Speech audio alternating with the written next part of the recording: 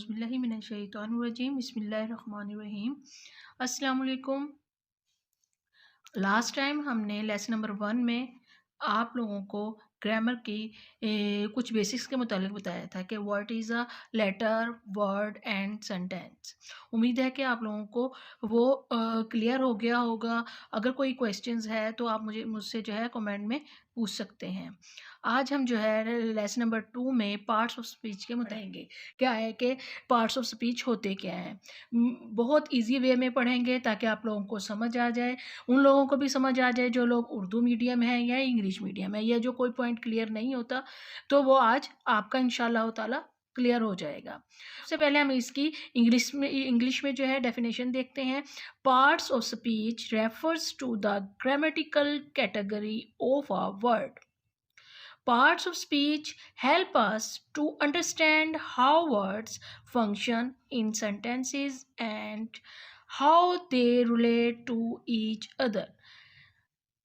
अब आप लोगों को मैं ये उर्दू में क्लियर करती हूँ कि पार्ट्स जैसे कि पार्ट्स ऑफ स्पीच बयान करते हैं कि एक अल्फाज या एक लफ्ज़ जो है जो ग्रामर में क्या हैसियत रखता है या उसकी ग्रामेटिकल कैटेगरी क्या है। पार्ट्स ऑफ स्पीच हमारी मदद करता है ये समझने में कि आया के अल्फाज क्या काम करते हैं जुमलों में, यानी कि जो भी सेंटेंसेस हम बयान करते हैं अपनी फीलिंग्स को एक्सप्रेस करने के लिए, उसमें जो है ये क्या अपना किरदार अदा करते हैं। And how they relate to each other, और ये अल्फाज जो है या ये जो लफ्ज़ हैं ये आपस में कैसे एक दूसरे के साथ ताल्लुक़ रखते हैं। एक सेंटेंस मुख्तलिफ वर्ड से मिलकर बनता है, ठीक है। वो जो वर्ड्स हैं ग्रामर की रूह से पार्ट्स ऑफ स्पीच कहलाते हैं, क्योंकि हर वर्ड जो है एक अलहदा नाम से जाना जाता है ग्रामर में। इसी तरीके से इंग्लिश ग्रामर में 8 पार्ट्स ऑफ स्पीच हैं, यानी कि in English there are 8 parts of speech, ठीक है। फर्स्ट जो है वो है नाउन, जिसे उर्दू में हम इस्म कहते हैं।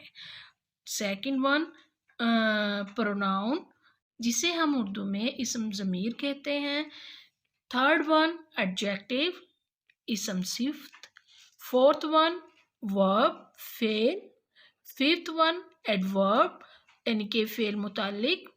सिक्स वन प्रेपोजिशन, हरफ जार। सेवंथ कंजक्शन, हरफ अत्फ, जिसे उर्दू में कहा जाता है। नंबर 8 पर है इंटरजेक्शन, यानी कि हरफ ताजुब।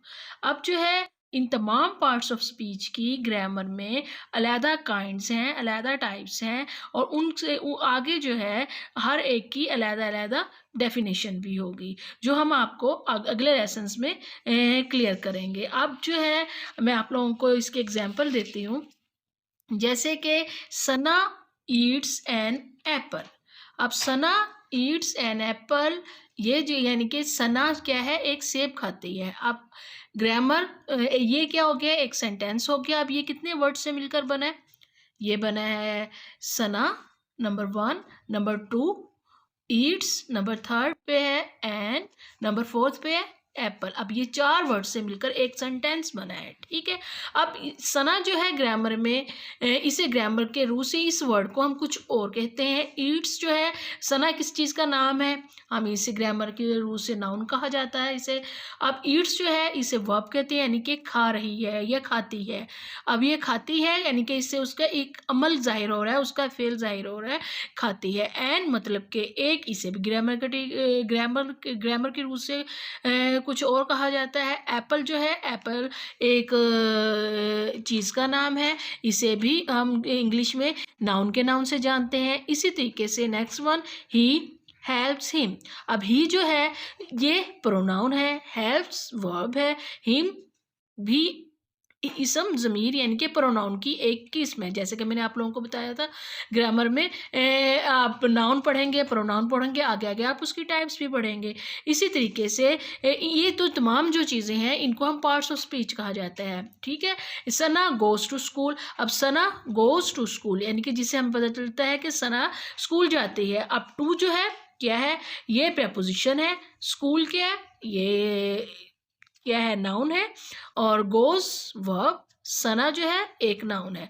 अब इससे साबित हुआ कि एक जुमला जो है मुख्तलिफ वर्ड से मिलकर बनता है और मुख्तलिफ वर्ड से मिलकर एक सेंटेंस बनता है, और सेंटेंस में जो अल्फाज इस्तेमाल होते हैं उसे ग्रामेटिकली रूल से या इंग्लिश में हम पार्ट्स ऑफ स्पीच के नाम से जानते हैं। उम्मीद है कि आप लोगों को ये आज जो है पार्ट्स ऑफ स्पीच मुकम्मल तौर पर समझ आ चुके होंगे, इसकी डेफिनेशन भी समझ आ चुकी होगी, इसकी काइंड्स भी समझ आ चुकी होंगी। आगे जो है ये तमाम आप लोगों को कि इसकी 8 काइंड्स हैं, उसके बाद जो है ये कि इसका क्या इस्तेमाल है, इसके तमाम पॉइंट्स क्लियर हो चुके होंगे। और अगर आप लोगों को कोई ऐसी चीज़ है जो इसमें समझ नहीं आ रही तो आप मुझे कमेंट कर सकते हैं, और अगर आप लोगों को मेरी वीडियो पसंद आए तो आप मेरे चैनल को सब्सक्राइब करें, लाइक करें एंड शेयर करें। दुआओं में याद रखिएगा। अल्लाह हाफिज़।